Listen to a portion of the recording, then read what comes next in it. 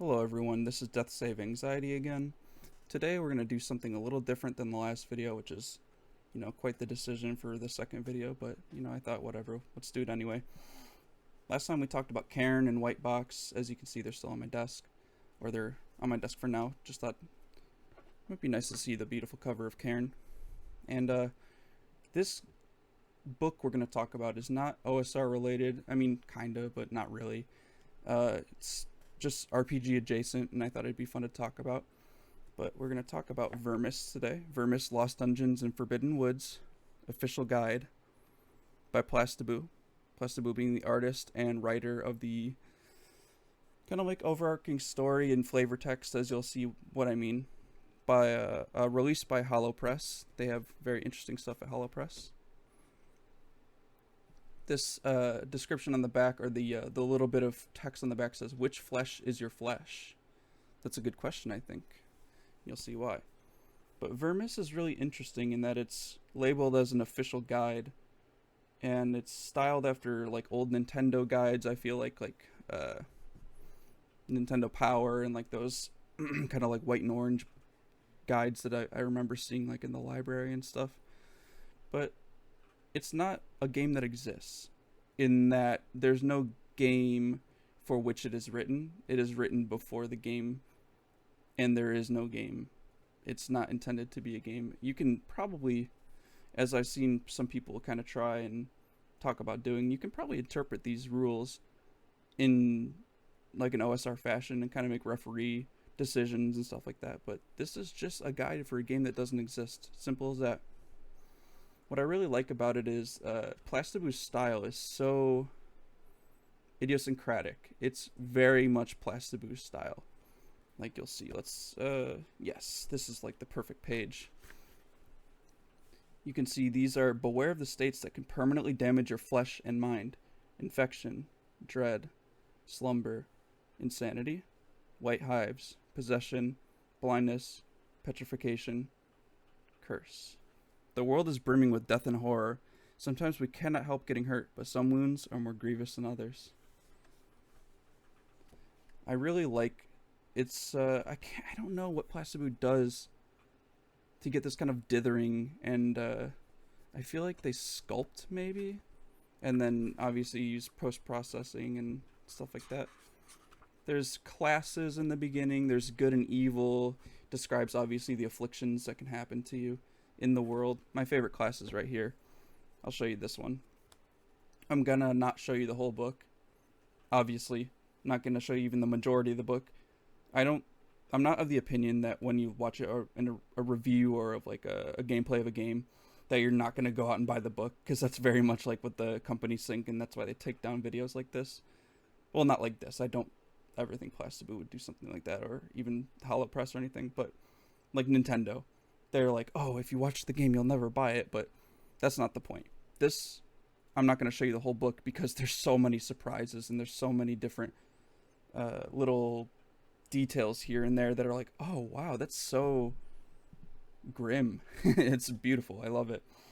The Mad Pricker is my favorite of the classes. As you can see, he's got like this helmet, and it shows the, I don't know if that's supposed to be a cross section, kind of like what they describe in here, but they've got like a little pricky hands and stuff. It's funny. They're just this all over.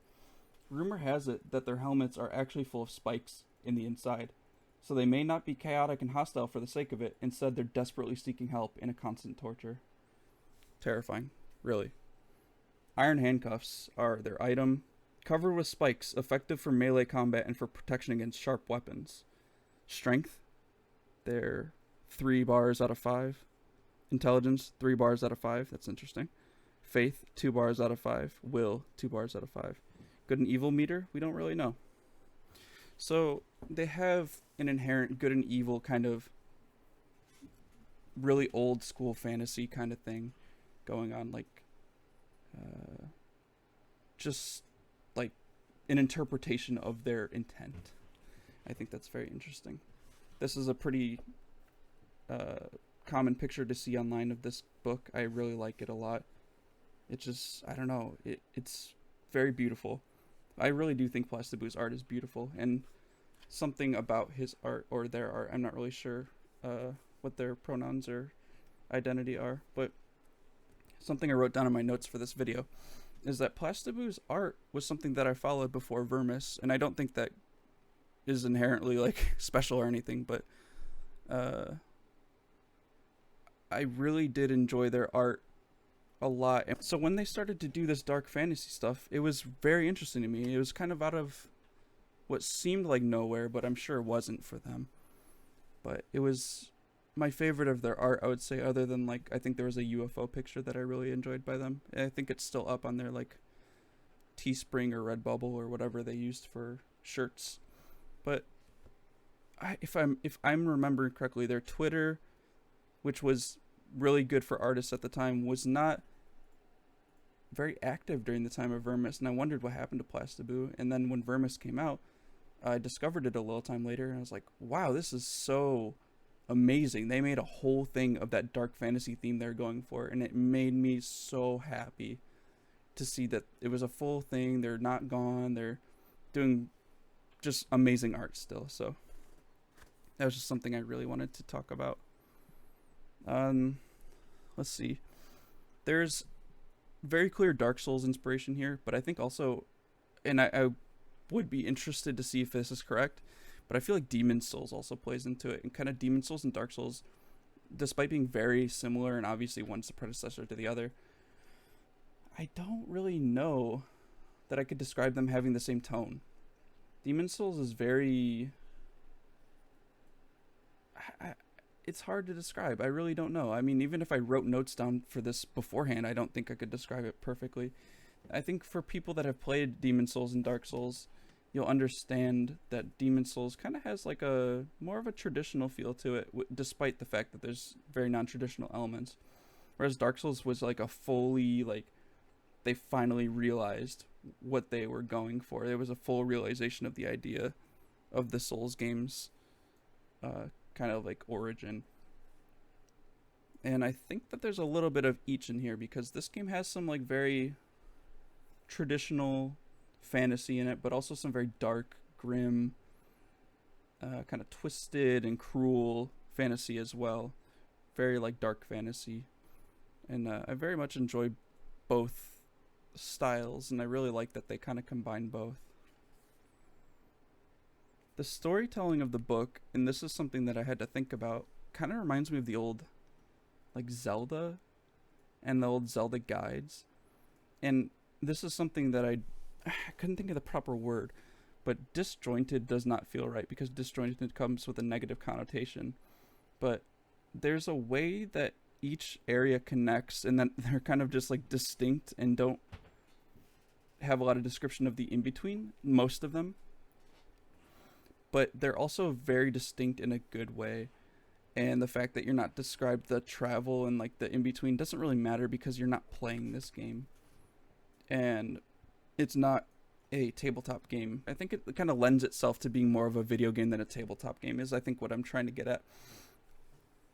And that's because it just feels like the guides where it's like all of a sudden, you know, if you're not playing the game, or if you're reading ahead in the guide, all of a sudden you see something that's just completely different. And you're like, wait, what? How did we get there? But throughout the story, throughout the overarching story and theme, you do get a very good story, and you get like linearity, and I really do enjoy that. So like I said, it's not a negative thing. It's really not a negative thing that I used the word disjointed, or couldn't think of the word to replace disjointed. It's just... it just has distinct areas, and I think that really is a good idea for this book, and the style that it's going after. I don't have Vermis 2 yet. That is something I wanted to point out, because when I do get Vermis 2, I'll probably do another video. Vermis 2 is, I think, Mist and Mirrors, where this is Lost Dungeons and Forbidden Woods. I have no idea what was, or what is in that, and the fact that they did a second book was really cool to me. Very surprising. I was like, oh shit, they did a whole other book. Speaking of, there are paperback versions of each of these, Vermis 1 and 2, but there's also hardcover versions now, and I think they might have a print with them. I'm not sure if the print comes with it or if they're releasing a new print to celebrate the hardcover versions. But the paperback versions are incredibly nice. And they're 15, I can't remember if that's euro or pound. I'm sorry, I don't remember. It's 15 European monies. So it comes out to be pretty damn affordable, in my opinion, for something that is really amazing. And it's just beautiful. Uh, oh, and yeah, something about the vibes of this book that I really enjoyed. Not only is it dark and grim, but it's also kind of genuinely scary. Like you're reading what was that book? It's the book with the creepy like kind of line drawings. Are You Afraid of the Dark? No. I'll put it in here. I know what I'm thinking of because there's a specific drawing that scared me to absolute hell as a kid. And that's what it feels like, is you're kind of reading this as like a kid or like not really knowing what to expect. And you find these drawings in there that are absolutely terrifyingly creepy. Like they just hit you with that ominous feeling. And I really do like that there's kind of a horror element in this. It fits the aesthetic very well.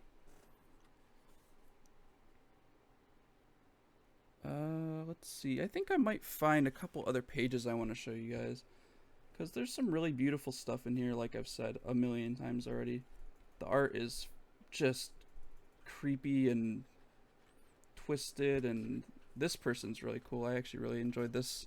I thought about this one a lot afterwards. The Lonely Knight. They are a knight in, I think this is like the upper burial grounds. Yes, the upper burial grounds. And the Lonely Knight is kind of like mourning their someone that's no longer here, and they won't fight back despite I mean, look at them. They have got this huge mace, this amazing helmet. It's kind of like the fluted knight's helmet, but also like a hound skull kind of thing. I don't know.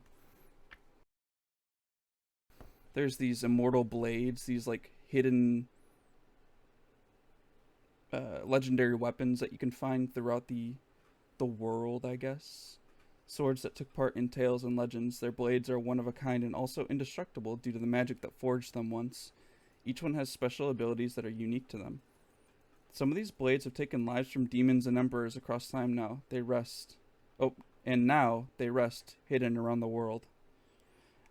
I really like the kind of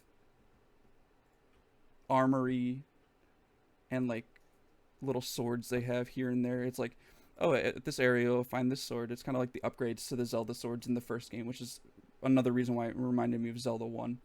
But also this kind of like little page where it describes them and it shows art of them that you'd never see in a game because it's probably pixelated and, you know, an interpretation of what these drawings are. But I think they're fantastic. The Dagger of Guilt is my favorite one, absolutely. I also really like the Sword of Punishment and Demon Tongue. So 4, 5, and 6 are my favorites right here. 4, 5, 6. I think, let's see, I gotta be careful here. I don't want to spoil. Oh, there's also these like kind of bestiaries for each area. The Phantom Parade, marching shapes you might encounter along your journey through the mist. So there's like bestiaries of enemies you'll find in the certain areas, like this fanatic wearing some kind of ceremonial robes, covered with a mask with jewels on his eyes. You can see the jewels through the mask. There's also Man in Pain. This guy's like howling in pain, screaming and shaking his head violently while the rest of his body is frozen. Hiding Man. This one's particularly creepy. Behind a tree, naked and emanating a threatening aura. But that's kind of just a little bit of taste of what Vermis is. It's just this. It's really an art book, but it's flavored and it's presented in a way that's really unique.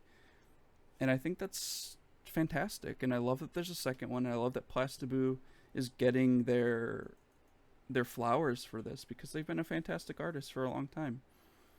And oh, there's one thing else that I wanted to point out. Sorry for the kind of, you know, back and forth nature of this. It's just, you know, I write notes and then I'm like, oh yeah, I'll just not look at them for half the video. It almost comes off like there's translation in this book, which is not a negative. I really do want to state that is not a negative. It just has this feeling of this is not the language it was written in, or that it was translated into English while being written, or something like that. Like, some of the descriptions are a little kind of like they're a little clunky in a way, but it's kind of lends itself to the fantasy theme. And one of my favorite video games, kind of on a little tangent about why I think it's okay and why it doesn't really bother me too much at all, really, is one of my favorite games on PC is E.Y.E. Divine Cybermancy. Shout out to all the E.Y.E fans out there. I know there's at least one watching. And that game is translated into English from French by a team of like 11 people. And it is really, if we're being objective about it, or at least the least subjective we can be, it's pretty shoddily translated, but it lends itself to so many interesting moments of interpretation, and to kind of like, you're like, was this the artist's intent, and how am I interpreting it? And it's really interesting. And there's like a fan translation that they tried to make it better, and I'm just like, I don't really agree with that. I think it's fine as it is, even though objectively, or whatever, it was done by a small team and probably not even proper translators. Maybe that's that's just a guess. But it was so fun, and it was so well written that it kind of shone through past the language barrier. And I think that's what's happening here in Vermis, that there's such a beautiful world and flavor, and just such intrigue and interest, that I'm like, I don't really care if a word or two feels like it could have been flip-flopped, or used a different synonym or something. I don't really care. And I think that's something I wanted to share, so that if you get into the book, you also are like, oh, it's whatever. It doesn't really matter that much. But that's probably the last thing I have to say about Vermis. I remember it took me a long time to read this, because I have a particularly hard time reading books that are like stories, like not like an RPG book, but like just like a story, and this is presented kind of with an overarching story.